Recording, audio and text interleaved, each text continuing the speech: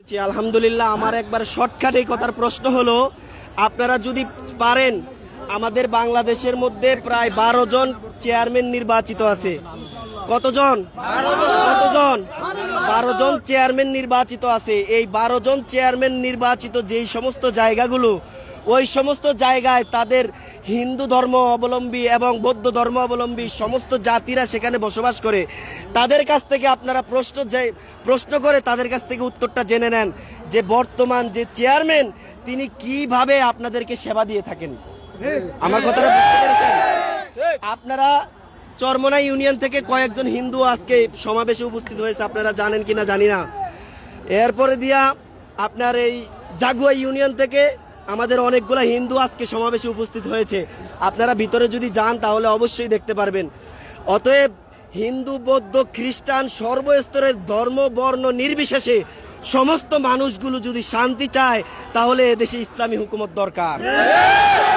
ইসলামী হুকুমতের কোনো বিকল্প কোনো রাস্তা নাই।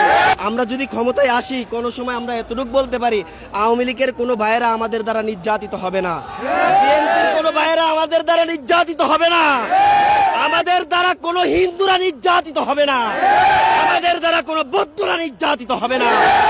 আমরা এদেশে সুন্দর সুশৃঙ্খল পরিবেশ তৈরি করব ইনশাআল্লাহ।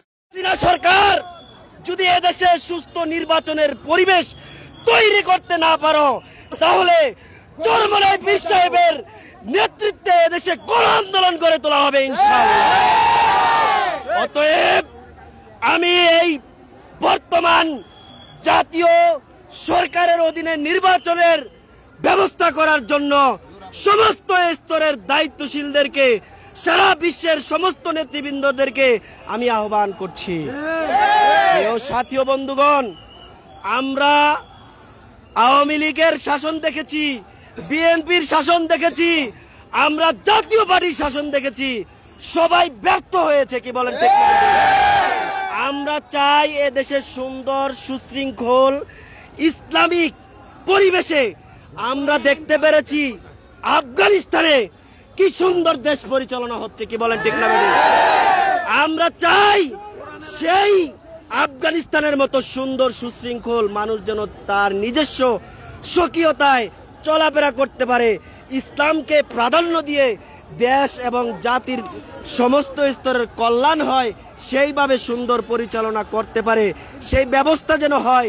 সেজন্য আমরা জাতীয় সরকারের অধীনে নির্বাচন চাই।